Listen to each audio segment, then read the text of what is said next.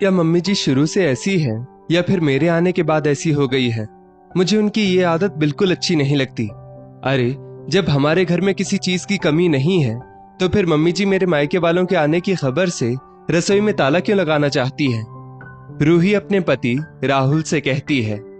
राहुल बोला, रूही, मैं तो तुम्हें पहले ही बता चुका हूँ मम्मी की इस अजीब आदत के बारे में, और ये कोई पहली घटना तो है नहीं, तो परेशान होने की जरूरत नहीं है। तुम तो बस वैसा ही करो जैसा मैंने तुम्हें बताया था। रूही बोली, पर राहुल बोला, पर वर कुछ नहीं। देखो, इससे ज्यादा मैं कुछ नहीं कर सकता क्योंकि मेरे बोलने से घर का माहौल बिगड़ जाएगा। तो जो उपाय मैंने बताया है अब वो कैसे करना है तुम जानो। दरअसल रूही की बहन के ससुराल से कुछ लोग उसके यहाँ आने वाले थे।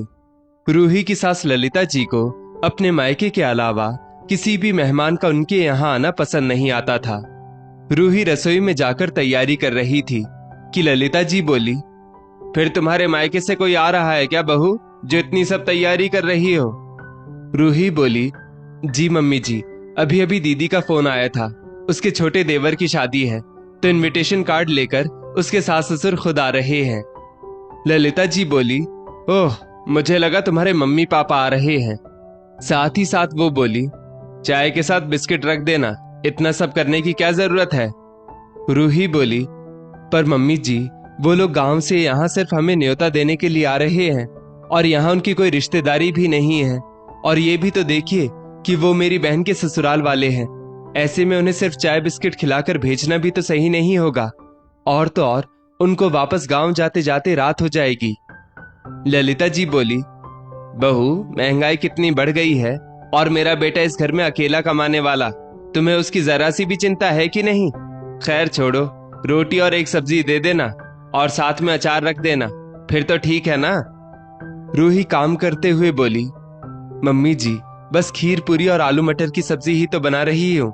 सोच रही थी एक सूखी सब्जी भी बना लूं क्या? ललिता जी बोली, कोई जरूरत नहीं है, ये सब सामान क्या मुफ्त में आता है? अब जो तैयारी कर ली है वहां तक ठीक है, तो अब अपने हाथ यहीं रोक लो। वैसे भी गांव के रहने वाले लोग हैं तो इतना कुछ खाने की उनकी आदत भी नहीं होगी। पता चला खाना पचा ही नहीं और आराम करने के लिए यहीं रुक जाए। ललिता जी की टोका टाकी रुक नहीं रही थी। वो हर बर्तन को खोलकर देख रही थी कि रूही ने अब तक क्या क्या बनाया है। फिर अचानक रूही को राहुल की वो बात याद आई और वो बोली, अरे मम्मी जी, मैं तो बताना ही भूल गई, खाना तो मैं मामी जी और मामा जी के लिए भी बना रही हूँ। वही मैं सोचूं, इतना खाना मैं किसके लिए बना रही थी? मैं भी ना बिल्कुल बुद्धू हूँ। मामी जी से मिले हुए बहुत दिन हो गए ना, तो इन्होंने कहा कि मामा मामी को भी बुला लो। अब आप कह रही हैं तो और कुछ नहीं बनाऊंगी। ललिता जी बोली, क्या मेरे भाई भाभी भी आ रहे हैं? पहले बताना चाहिए था ना। और तुम्हें क्या लगता है कि वो ये पूरी सब्जी खाएंगे? अरे, वो शहर में रहने वाले लोग हैं तो वो ऐसा खाना नहीं खाते हैं। सूखी सब्जी बनाने की क्यों सोच रही हो? पनीर की सब्जी बना लो। रूही मन ही मन हंस रही थी। वो बोली, मम्मी जी, थोड़ी देर पहले आपने ही तो कहा था कि इतना कुछ बनाने की जरूरत नहीं है, अब आपको ये कम लग रहा है। ललिता जी बोली, सास मैं हूं या तुम हो? मेरी बातों को पकड़ना बंद करो और फटाफट खाने की तैयारी करो। मैं बाजार जाकर पनीर लेकर आती हूँ, तब तक तुम कुछ मीठा बनाओ और पनीर आने पर शाही पनीर बना लेना। अकेली खीर सही नहीं लगेगी तो मीठे में याद से कुछ और जरूर बना लेना।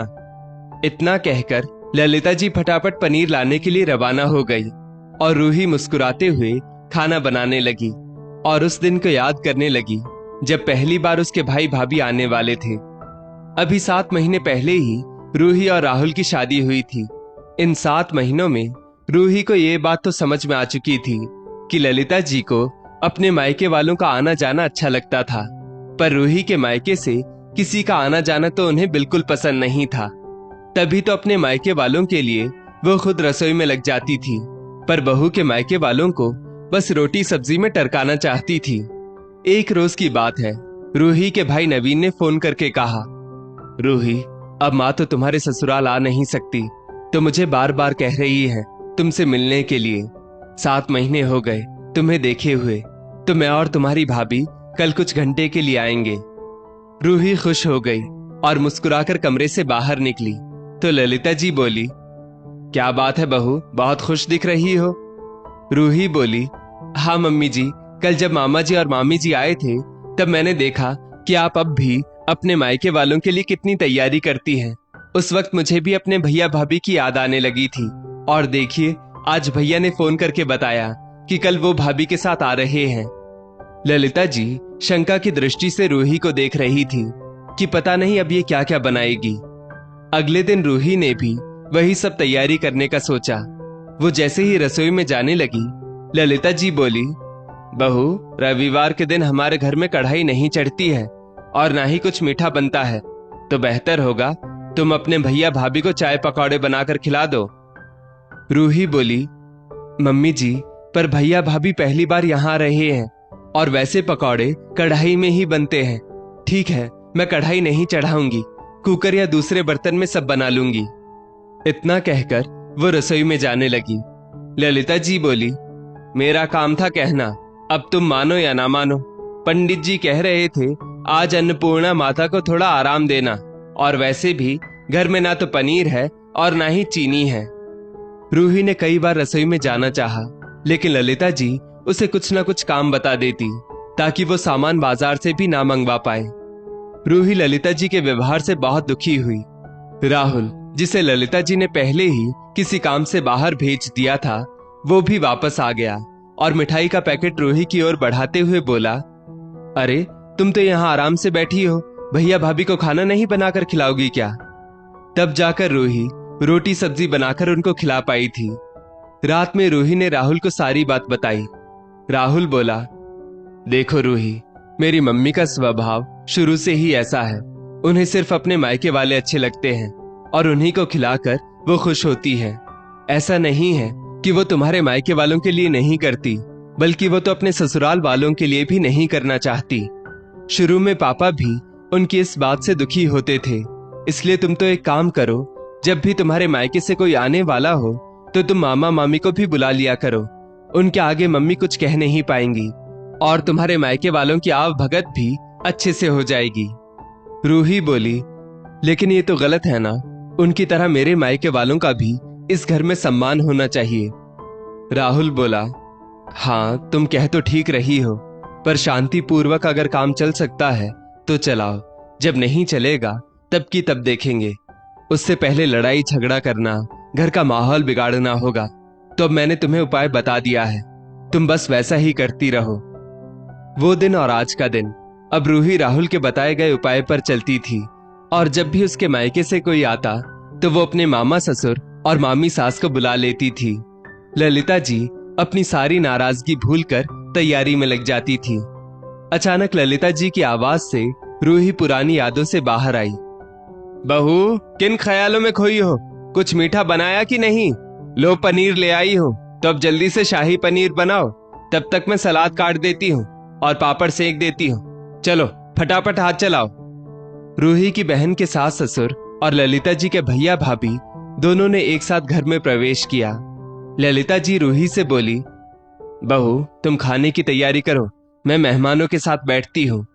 इतना कहकर ललिता जी सबके साथ बैठकर बात करने लगी। थोड़ी देर में राहुल भी घर आ गया। ललिता जी अपने हाथों से सबको खाना परोसने लगी तो रूही धीरे से राहुल से बोली, मम्मी जी ऐसे कैसे बदल जाती है? राहुल मुस्कुराकर बोला, किसी ज्ञानी ने कहा है, अगर घी निकालने के लिए उंगली टेढ़ी करनी पड़े तो इसमें कोई बुराई नहीं है। हाँ, जब तक आप अपने अपनों को किसी तरह की तकलीफ ना दे रहे हो। सबने मिलकर हंसते मुस्कुराते हुए खाना खाया और दोनों सास बहू ने एक दूसरे के मायके वालों को सम्मान पूर्वक विदा किया। अंत भला तो सब भला। दोस्तों, इस स्टोरी को लेकर आपकी क्या राय है? नीचे कमेंट करके जरूर बताइएगा, और ऐसी ही और भी बेहतरीन वीडियोस के लिए हमारा पेज जरूर फॉलो करें। धन्यवाद।